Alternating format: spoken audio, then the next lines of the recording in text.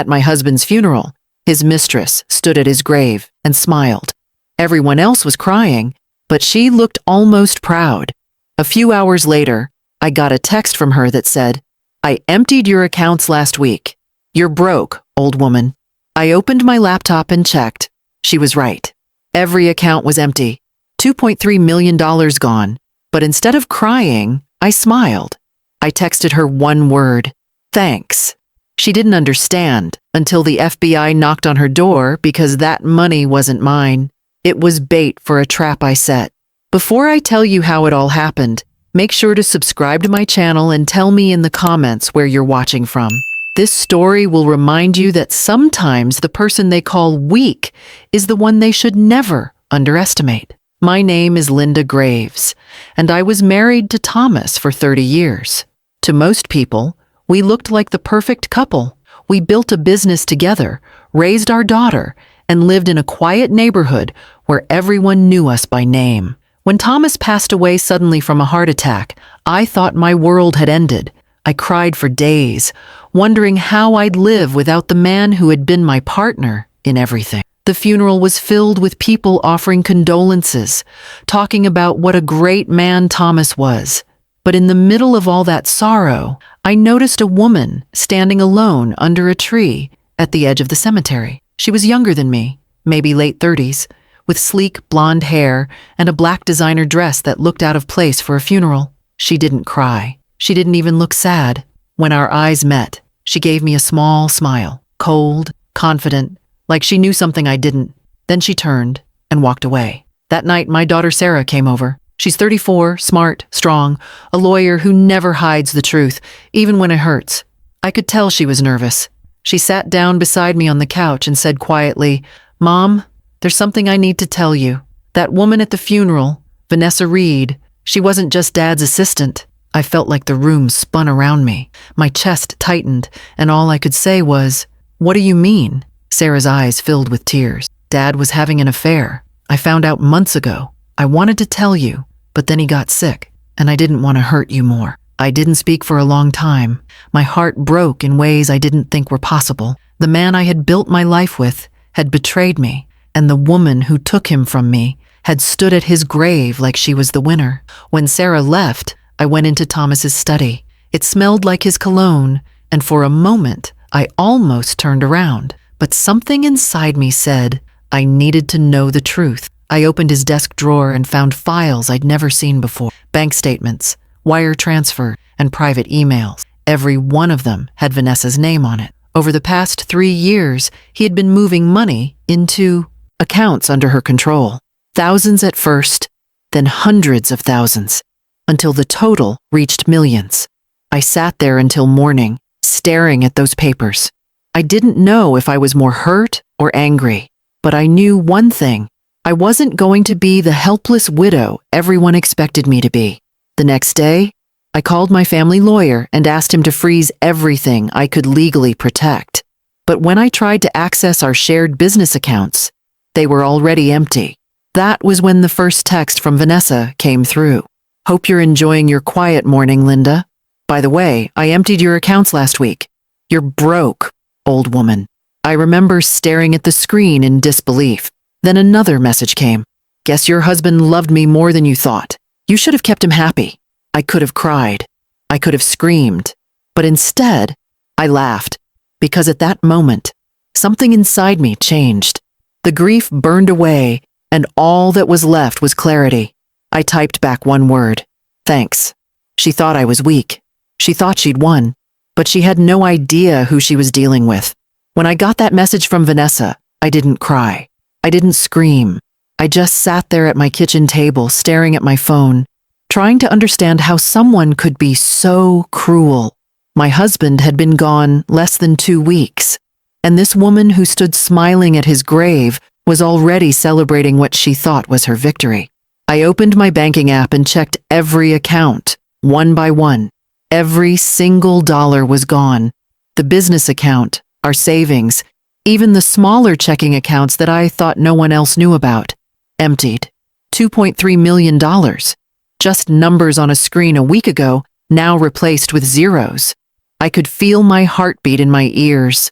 For a few seconds, I thought I might pass out. But then something clicked inside me. I wasn't some helpless widow who didn't understand money. Before I retired, I was a financial consultant for corporations. I knew how people hid money, how they stole it, and how they got caught. I'd spent years tracing missing funds through shell companies and offshore accounts. And now someone had just made the mistake of underestimating me. I took a deep breath, opened my laptop, and started digging. I looked at the transaction history, traced the wire transfers, and saw where the money had gone. Vanessa hadn't been careful.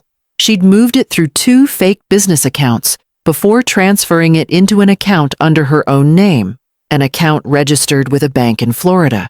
She probably thought I'd never check. As I worked, I started to see the whole picture. My husband had been sending her money for years. Some transfers were labeled as consulting fees, others as loan repayments. I even found an account in his name connected to a company I'd never heard of. It took me less than an hour to realize it was fake. He'd created it for her. The man I'd loved for 30 years had helped the woman he cheated with steal from me. It should have broken me, but instead, it focused me. That afternoon, I picked up my phone and called someone I hadn't spoken to in years, Detective James Rowan. We'd worked together on a financial fraud case 10 years ago. He was with the FBI then, and I'd helped his team uncover a company that was hiding millions in fake investments. I wasn't sure he'd even remember me, but when he answered, his voice was the same calm tone I remembered. "Linda Graves," he said. "It's been a while. What's going on?" "I need your help," I said. "It's about stolen money. My money." I explained everything. The affair, the transfers, the missing 2.3 million, the text messages. He listened quietly, interrupting only to ask small questions. When I finished, there was a pause. Then he said, "Linda, I can't tell you how sorry I am, but this might be bigger than you think." He asked me to forward everything I had, the bank records, screenshots, even the messages from Vanessa. An hour later, he called me back. "You were right. This woman's name, Vanessa Reed. She's already on our radar. She's connected to 2 other cases involving wire fraud and stolen inheritance money. You're not her first victim." I felt a strange mix of anger and relief. Anger that I'd been dragged into something this ugly. Relief that I wasn't losing my mind, that she really was a predator. "Can we get the money back?" I asked. He was quiet for a moment. "Maybe, but I'll tell you this. We can get her." That was all I needed to hear. We came up with a plan. I would act like I didn't know anything. No confrontation, no angry calls, no police reports, just silence.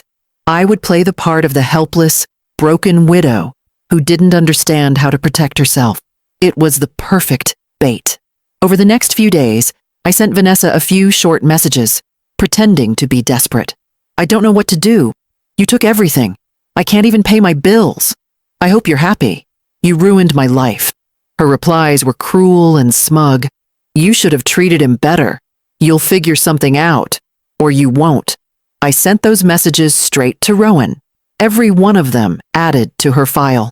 Meanwhile, Rowan and his team started tracing her digital footprints.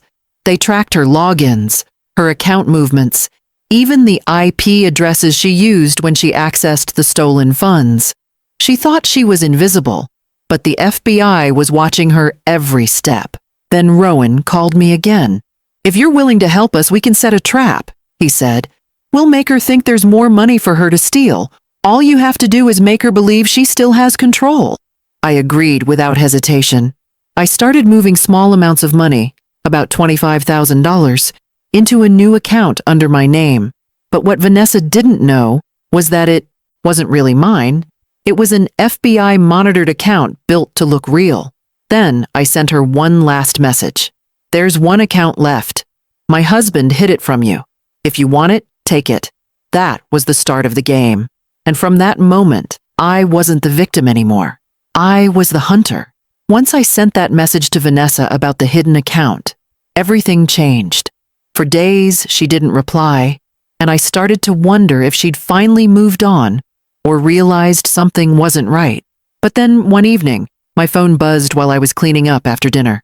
Her name lit up the screen. Hidden account? She wrote.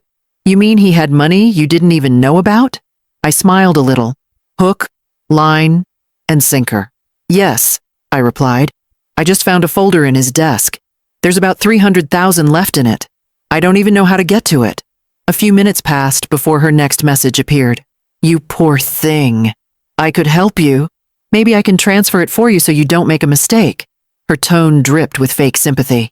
I played along. Would you really do that for me? I don't know who else to trust. That night, I called Detective Rowan and told him what had happened. I could hear the excitement in his voice. She's taking the bait, he said. We'll monitor every click she makes. Don't change your story. Just keep acting like you're scared and need her help. So that's what I did. For the next several days, I messaged her like a confused widow who didn't understand online banking. I asked questions, acted nervous, and thanked her for being so kind. Every message I sent went straight to the FBI first, so they could watch her responses in real time. Vanessa was confident. Too confident. She explained step by step how I should log in, move the money, and share access with her, so she could make sure everything went smoothly. Each instruction she gave became another piece of evidence. During that week, I didn't sleep much. Part of me still couldn't believe this was my life, that I was pretending to trust the same woman who had slept with my husband and stolen my future. But every time I felt the anger rising, I reminded myself why I was doing it. This wasn't just about revenge. It was about justice. 2 days later, Rowan called again. She's ready to move the money. We'll be tracing her device. Don't panic when it happens, he said. Just follow her instructions exactly the way she gives them. That afternoon, Vanessa sent a new message. Okay, Linda, this is how we'll do it. You'll log in and authorize me as a secondary contact. It's easier that way. I can move the funds faster. I typed back slowly. Are you sure this is safe? I don't want to get in trouble. She replied instantly. Don't worry, sweetheart. You'll be fine. Trust me. Those 2 words, trust me, almost made me laugh. With Rowan's team watching, I followed her directions. When she logged into the account, the agents traced her IP address immediately. They recorded every transfer attempt, every move she made. Within minutes, they had her location. But Vanessa didn't know that. She thought she was pulling one last trick on a lonely, grieving woman. That night, I sat at my kitchen table again, just like the first night she texted me. Only this time, I felt calm. I knew the trap was closing. I imagined her sitting in her apartment, probably pouring herself a glass of wine, thinking she'd won. The next morning, she messaged again. All done. I moved everything. You'll thank me later. I waited a moment before replying. Thank you, Vanessa. You've always known how to handle money. Then I set my phone down and looked out the window. The sun was rising, painting the yard with soft light. For the first time in weeks, I felt like I could breathe again. An hour later, Rowan called. We've got everything we need, he said. She's moved the money into an account under her name. The transfer is recorded and the warrant's ready. We're moving in tomorrow morning. Tomorrow morning. That phrase echoed in my mind all night. I didn't sleep. I just sat awake, replaying everything that had led to this moment. Thomas's betrayal, the funeral, the texts, the stolen money, all of it had brought me here. When the clock hit 6, I made coffee and waited for Rowan's call. At exactly 7:30, my phone rang again. His voice was steady. It's over, Linda, he said. She's in custody. I didn't say anything for a moment. I just let the words sink in. It was really over. The woman who had smiled at my husband's grave, the woman who mocked me for being old and foolish, was sitting in a holding cell because she'd fallen for her own greed. Before we hung up, Rowan said something I'll never forget. You did good, Linda. Not many people would have had the strength to pull this off. When I ended the call, I felt something I hadn't felt in a long time. Peace. I realized that sometimes revenge doesn't have to be loud or cruel. Sometimes it's quiet. It's patient. It's the moment you stand up, outthink the people who tried to destroy you, and take your power back. That morning, I texted Vanessa one last time before her phone was taken. You're welcome. The morning I found out that Vanessa had been arrested, the world felt strangely quiet. The sun was shining, the birds were singing, and yet everything around me felt still, like time itself had stopped to let me breathe again. I sat on my porch with my cup of coffee, hands trembling slightly, trying to process the fact that it was finally over. Detective Rowan had called earlier that morning, his voice calm but satisfied. We got her, he said. The FBI arrested Vanessa Reed at her home in Miami at 6:30 this morning.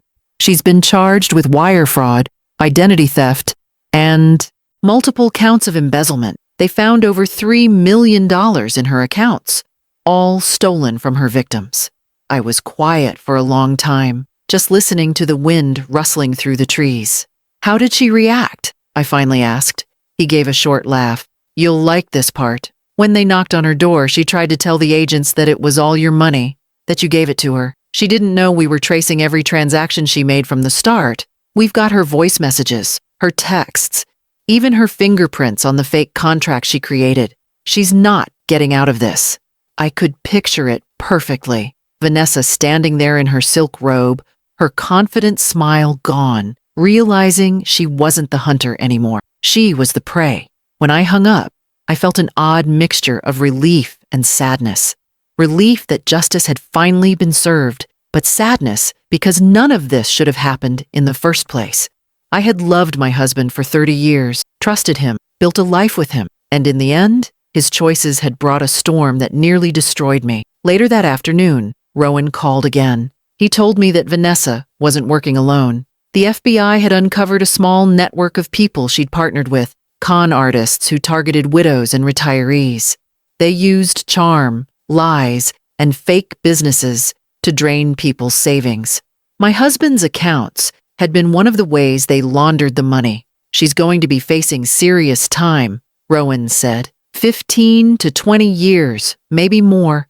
And because of the cooperation you gave us, you're entitled to restitution. You'll get most of what she stole back. But the money didn't matter to me anymore. After everything that happened, it felt meaningless. What mattered was the fact that she couldn't hurt anyone else. A few days later, I got an unexpected letter in the mail. It was from Vanessa. She'd written it from jail. The handwriting was messy, rushed, but I recognized it immediately. The letter started with, "You think you're clever, don't you?" It was full of excuses and anger. She blamed Thomas. She blamed her bad luck. She even tried to convince me that I'd ruined her life. She said she never meant to hurt me, that she just wanted a piece of what was fair. I didn't finish reading it. I folded it up, placed it in an envelope, and dropped it straight into the fireplace. As the flames caught, I felt lighter. That chapter of my life was done. The next morning, I decided to visit Thomas's grave for the first time since the funeral. It was a clear, cool day. The cemetery was quiet, except for the sound of leaves crunching under my shoes. I brought a single white rose and stood by his headstone for a long time. I didn't cry this time. Instead, I spoke softly. You hurt me, Thomas. You betrayed everything we built, but I want you to know I survived. You might have broken my heart, but you didn't break me. As I turned to leave, I felt a strange peace settle over me. For the first time in months, my steps felt light. A few days later, Rowan invited me to the field office to go over the final details of the case. When I arrived, he handed me a small folder. Inside was a copy of the report, the full story of what Vanessa had done. At the top was a photo of her taken during the arrest. Her confident face was gone, replaced with fear and disbelief. She thought you'd never fight back, Rowan said, but you were 3 steps ahead of her the entire time. I smiled faintly. People like her think kindness is weakness, I said. They don't realize that sometimes it's just patience. He nodded. That patience helped us catch 3 more people connected to her ring. You did more than get your own justice, Linda. You saved others too. Hearing that made everything worth it. I hadn't just defended myself. I'd stopped others from being hurt. That night, I sat on my porch again, watching the sun set. The sky was painted with soft oranges and golds, and for the first time, I allowed myself to feel proud. I had faced betrayal, loss, and humiliation, but I hadn't let it destroy me. I had turned my pain into power. Before heading inside, I opened my phone and reread the last message I ever sent Vanessa. "You're welcome." It made me smile again. It wasn't about revenge anymore. It was about closure. Sometimes life takes everything you have just to show you what you're made of. I lost a husband, but I found my strength. And if there's one thing I've learned, it's that when someone underestimates you, you don't have to fight with anger. You fight with intelligence, with courage, and with patience. It has been 6 months since the day the FBI arrested Vanessa Reed. In that time, my life has become quieter, simpler, and strangely peaceful. The chaos, the anger, and the heartbreak have faded, leaving behind something stronger, a deep understanding of who I really am and what I'm capable of surviving. The first few weeks after everything ended were the hardest. I didn't know what to do with all the silence. For so long, my mind had been focused on the plan, on staying one step ahead of her. When it was finally over, the quiet almost felt heavy. I would wake up early, make coffee, and sit at the kitchen table staring at the same window where I once read her hateful messages. Now, there were no texts, no threats, no fear, just me, the sound of the wind, and a feeling of freedom I hadn't known in years. My daughter Sarah started visiting more often. She'd bring groceries, help me around the house, and make me laugh again. She said, "Mom, I still can't believe you outsmarted her like that." I told her it wasn't about being smarter. It was about refusing to stay broken. The FBI eventually returned most of what was stolen. Some of it was gone for good, but that didn't bother me as much as people expected. After everything I'd been through, money didn't feel like security anymore. What mattered was that I'd gotten justice, not revenge. Vanessa's trial started 2 months later. I didn't attend in person. I didn't need to. But the day the verdict came in, Rowan called me himself. He told me she'd been found guilty on all counts and sentenced to 19 years in federal prison. He said the judge called her a predator who used trust and grief as weapons. Hearing that, I felt something inside me finally release. Not joy, not triumph, just closure. That night, I drove to the ocean for the first time in years. Thomas and I used to go there every summer, sitting by the water as the sun went down. It used to feel romantic, peaceful. This time it felt different, still peaceful, but heavier with memories.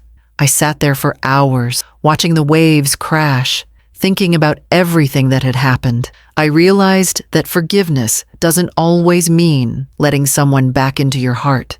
Sometimes it just means letting yourself stop carrying the weight of their mistakes. For a long time, I thought I'd never be able to forgive Thomas. He'd betrayed me, lied to me, and left me to deal with the fallout of his choices. But as time passed, I began to understand that holding on to anger only kept me tied to the past. I'll never excuse what he did, but I can accept that he was flawed, that he made terrible decisions, and that I'm no longer defined by them. One morning, I decided to visit his grave again. I brought 2 roses this time, one for him and one for the part of me that died the day I found out the truth. I stood there for a long while, and when I spoke, my voice was calm. "You made mistakes," I said softly, "but I made sure they didn't destroy me." As I left, I realized that I wasn't saying goodbye to him. I was saying goodbye to the woman I used to be, the one who stayed quiet, who trusted too easily, who put everyone else first. That woman had done her best, but now she was gone. In her place stood someone stronger. I started taking walks every morning just to breathe and remind myself that I'm still here. I began volunteering at a local community center, helping women who had lost their husbands or been victims of financial scams. I tell them my story, not to brag, but to show them that no matter how dark it gets, you can always take back control. Strength isn't about never breaking. It's about how you rebuild when you do. Sometimes I still get letters from people who read about my story online. Strangers tell me that what I did inspired them to stand up for themselves. Every time I read one, I smile and think about how life can turn pain into purpose when you don't let it defeat you. There are still quiet moments when I think about Vanessa. I don't wish her pain, but I do hope that somewhere in that prison cell, she learns the difference between power and grief. Maybe she'll realize that The same patience she saw as weakness was actually the thing that brought her down. Now, my days are peaceful again. I tend to my garden, drink tea on my porch, and enjoy the kind of calm that comes after a storm. I've learned that sometimes the best revenge isn't to hurt someone back. It's to live better, wiser, and freer than they ever expected you to. If there's one lesson I want everyone listening to remember, it's this. No one can take your strength from you unless you let them. Betrayal might shake you, heartbreak might change you, but resilience will always rebuild you. Thank you for listening to my story. If it touched you or made you think, please subscribe to my channel and let me know in the comments where you're watching from. I'd love to hear your thoughts, because sometimes sharing our stories is the first step toward healing. When people look at me now, they see a widow who was betrayed, but I don't see that anymore. I see a woman who fought back with grace, turned pain into purpose, and finally learned the power of peace.